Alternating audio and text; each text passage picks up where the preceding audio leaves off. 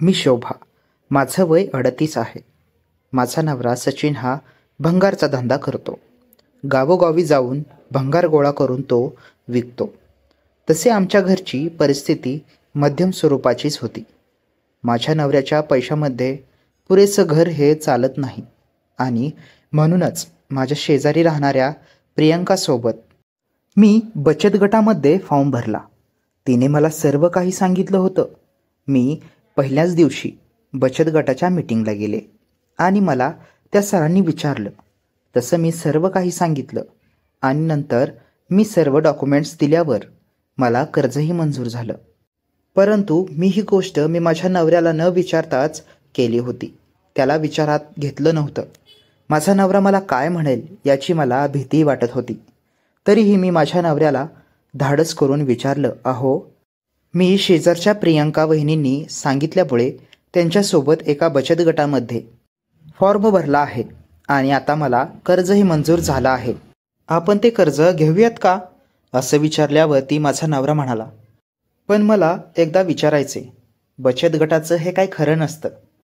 यामध्ये भरपूर बायका पैसे खायची कामं करतात.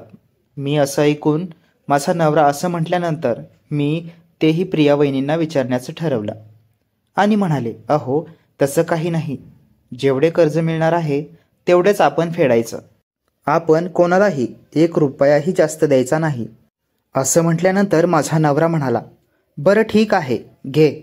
असं म्हटल्यानंतर मी प्रिया वहिनींसोबत बँकेत गेले आणि कर्जाचे पैसे घेऊन आले.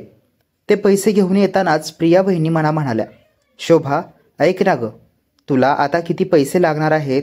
मी म्हणाले, का हो? तेवढ्यात प्रिया म्हणाली, अगं, तुला जर लागत नसतील तर ते पैसे मला दे आणि मी तुझे जेवढे हप्ते असतील तेवढे हप्ते मी भरेल. असं म्हटल्यानंतर मी माझ्या नवऱ्याला विचारते असं सांगितलं. तेवढ्यात मी म्हणाले, अगं, माझ्या नवऱ्याला विचारते आणि मग तुला सांगते. ती पण म्हणाली, बरं ठीक आहे. मी तेवढ्यात घरी आले. कर्जाचे पैसे कपाटात नेऊन ठेवले होते. ते पैसे मी माझ्या नवऱ्याला दाखवले आणि माझा नवरा म्हणाला, अगं, एवढे पैसे आणलेत, परंतु आता शेवटी आपल्याला ते पैसे फेडायचे आहेत. तेवढ्यात मी म्हणाले, अहो, प्रिया वहिनी म्हणाल्यात, हे पैसे मला दे, मी तुझे सर्व हप्ते फेडते. मग काय करायचं हो? त्यांना देऊयात का? माझा नवरा म्हणाला, पैसे तिलाच द्यायचे होते तर तू बचत गटामध्ये गेलीस कशाला? आपल्याला त्याचा काय फायदा? असू दे, आपण ते पैसे खर्चूया. आता असं म्हणून माझा नवरा म्हणाला, तिला पैसे नाही देणार असं सांग, आम्हाला लागणार आहेत म्हणून सांग. मीही प्रिया वहिनींनाच सांगितलं. प्रिया वहिनी, अहो, त्यांची खूपच धावपळ होते. भंगार गोळा करतात ना ते, त्यामुळे एखादी गाडी घ्यायचं असं म्हणत होते. त्यासाठी पैसे हे लागतीलच ना. नक्की पुढच्या वेळेला मी तुम्हाला देईल असं मी त्यांना म्हणाले. असं म्हणल्यानंतर मी ते पैसे घेऊन माझ्या नवऱ्यासोबत गेले आणि त्याला एक 2 व्हीलर घेऊन आले. आता मी माझ्या नवऱ्याला गाडी घेतली होती. माझ्या नवऱ्याचा थोडासा भंगार गोळा करायला जाण्यासाठी त्याला थोडीशी मदत झाली होती. यामध्ये फक्त एक गोष्ट होती, मी प्रिया वहिनींना जास्त पाहायचे. प्रिया वहिनी ही नेहमी बचत गटाच्या बायकांना गोळा करायची आणि सरांना फोन लावून बोलावून घ्यायची आणि त्या बायकांना कर्ज मंजूर करून द्यायची. मी एके दिवशी प्रिया वहिनींना म्हणाले, प्रिया वहिनी, तुम्ही मला देखील कर्ज मिळवून दिलं आणि तुम्ही अशा कित्येक महिलांना एकत्र करून त्यांना कर्ज मिळवून देतात. त्यामध्ये तुमचा काय फायदा होतो का हो? तेवढ्यात ती म्हणाली, अगं, काही नाही.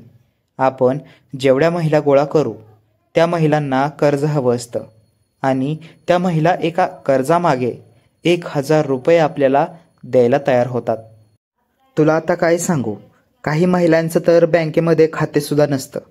अशा महिला अशा गोष्टी करताना खूप मागे असतात आणि त्यामुळेच मी पुढे होऊन सर्व काही करते आणि त्यांना पैसे मिळवून देते आणि प्रत्येक बाईसोबत 1000 रुपये मला मिळतात. आता हे ऐकून तर मी शॉकच झाले होते. तिनं तसं म्हटल्यानंतर मी तर विचार करायला लागले. एकदम मी शॉकच झाले होते. जर ही प्रिया एका महिन्याभरात 20 ते 22 हजार रुपये बाहेर न जाता जर पैसे मंजूर करून देत असेल तर तीही 20 ते 22 हजार रुपये कमवू लागली. आणि हे मला कळाल्यानंतर मलाही वाटू लागलं की आपणही असंच करायला हवं. म्हणून ही गोष्ट मी माझ्या नवऱ्याला सांगितली. मी सचिनला म्हणाले, अहो, ही प्रिया आपल्यासारख्याच अशा बऱ्याच जणांना कर्ज प्रकरण मंजूर करून देते आणि प्रत्येकाकडून 1,000 रुपये घेते. त्यामुळे तर तिचे घर चालत आहे. आता यातून ती भरपूर पैसे कमवत आहे. आपणही तसंच केलं पाहिजे. तर माझा नवरा म्हणाला, शोभा, हे काही खरं नसतं ग. आपण जेवढं कष्टानं खाऊ तेच आपल्याला पचतं. त्यामुळे अशा गोष्टीच्या नादी लागू नकोस, असं म्हणून माझ्या नवऱ्याने तो विषय तिथेच थांबवला. दुसऱ्या दिवशीही बचत गटाच्या मीटिंग होत्या. मी मीटिंगला गेले. सरही आले होते. मात्र प्रिया वहिनी नव्हत्या, कारण त्या गटामध्ये नव्हत्याच. त्या माझ्यासारख्या अशा बऱ्याच बायकांना कर्ज मंजूर करून द्यायच्या आणि पैसे घ्यायच्या, एवढाच त्यांना संबंध असायचा. म्हणून ही गोष्ट मी सरांना विचारली. सर मला म्हणाले, अहो, त्यांचा आपला काहीच संबंध नाही. त्या आपल्या गटामध्ये नाहीतच. म्हणून मी सरांना विचारलं, सर, हे खरं आहे का? सर म्हणाले, काय? प्रिया माझ्यासारख्या अशा कित्येक बायकांना कर्ज मिळवून देते आणि प्रत्येकाकडून 1,000 रुपये घेते, असं ती मला म्हणाली. सर भडकला. सर म्हणाला, असं करणं चांगलं नाही. अहो, आम्ही याच्यासाठी पैसे देत नाही आणि या गोष्टी अशा आम्हाला माहितीही नाहीत आणि माहितीही होत नाहीत. जर अशा गोष्टी जर होत असतील तर प्रियावरती आपल्याला काहीतरी केलं पाहिजे. त्यानंतर सरांनी तिला फोन केला आणि बोलावूनच घेतलं. मला म्हणाले, तुम्ही जा. आणि सर तिच्यासोबत काहीतरी बोलत होते. मी त्यांचं बोलणं हे रस्त्यावर थांबून ऐकत होते, पण मला काही ऐकूच येत नव्हतं. परंतु प्रियाचा चेहरा हा पूर्ण पडलाच होता. त्यानंतर मी घरी निघून आले.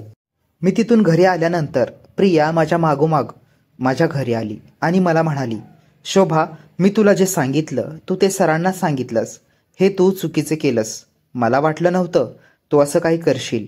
मीही म्हणाले, प्रिया वहिनी, मला माहिती नाही. मला वाटलं सरांनाही ही माहिती असेल, म्हणून मी फक्त सरांना विचारलं. तेवढ्यात ती म्हणाली, अगं, अशा गोष्टी कोणी सांगतं का?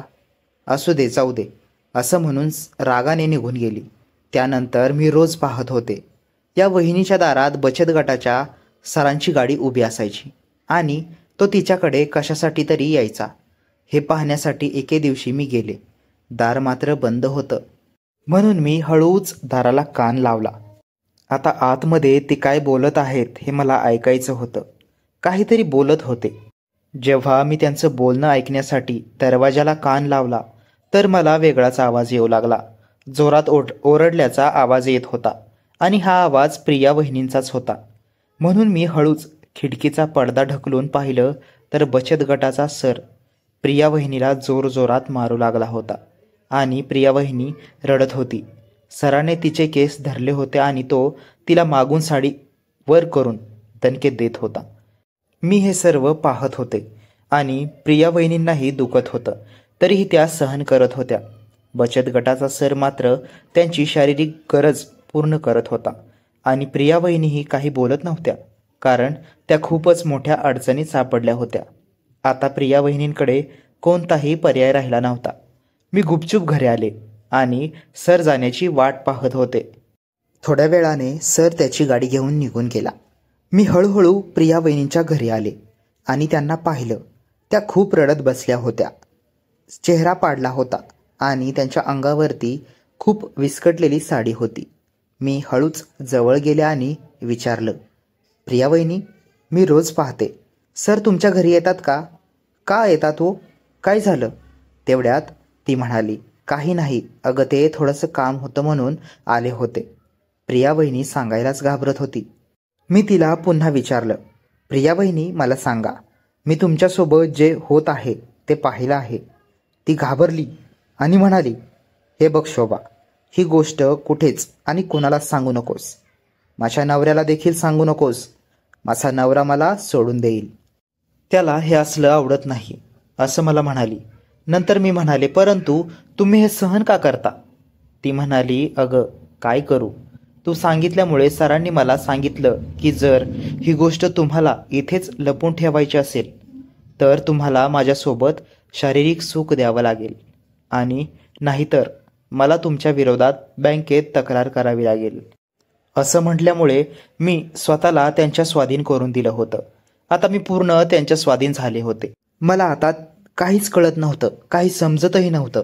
माझ्यासोबत शारीरिक सुख घेतोय तो सर, त्यामुळे मला काहीच समजेना. मी काय करावं आणि काय नाही. मी म्हणाले, एक काम करूया, आपण हीच गोष्ट त्याच्या बँकेमध्ये जाऊन त्याच्या साहेबांना सांगूया, बघूया काय होतंय. असं म्हटल्यानंतर प्रिया वहिनी म्हणाली, अगं नको, ते मलाही म्हणतील की तुम्हीही महिलांचे पैसे खाल्ले आणि माझ्या विरोधातही तक्रार होईल आणि मला ते नको ते आता करावं लागेल. नवऱ्याला हे माझ्या आवडणार नाही. मला तेच असू दे, कोणाला सांगू नकोस.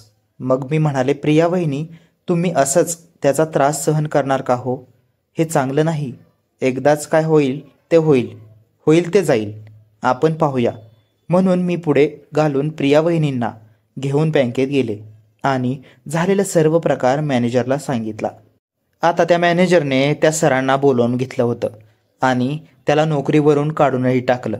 सरांनी सांगितलेला कोणताच विषय मॅनेजरच्या डोक्यात घेतला नाही आणि इथून पुढे जर असं काही झालं तर मी तुमच्याही विरोधात तक्रार करेल, असं म्हणून प्रिया वहिनींनाही त्यांनी बजावलं आणि सोडून दिलं. मी प्रिया वहिनीला घेऊन घरी आले. तिने माझे खूप आभार मानले. ती म्हणाली, शोभा, तू नसतीस तर माझ्यासोबत रोज हाच प्रकार घडला असता.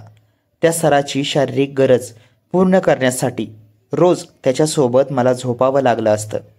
एके दिवशी हे माझ्या नवऱ्यालाही समजलं असतं आणि त्यानंतर माझा संसार हा उद्ध्वस्त झाला असता. आता खरंच मी पैसे कमवण्याच्या नादात बायकांचे पैसे घेतले आणि ह्याच गोष्टीचा फायदा घेऊन सरांनी माझ्यासोबत अशा गोष्टी केल्या.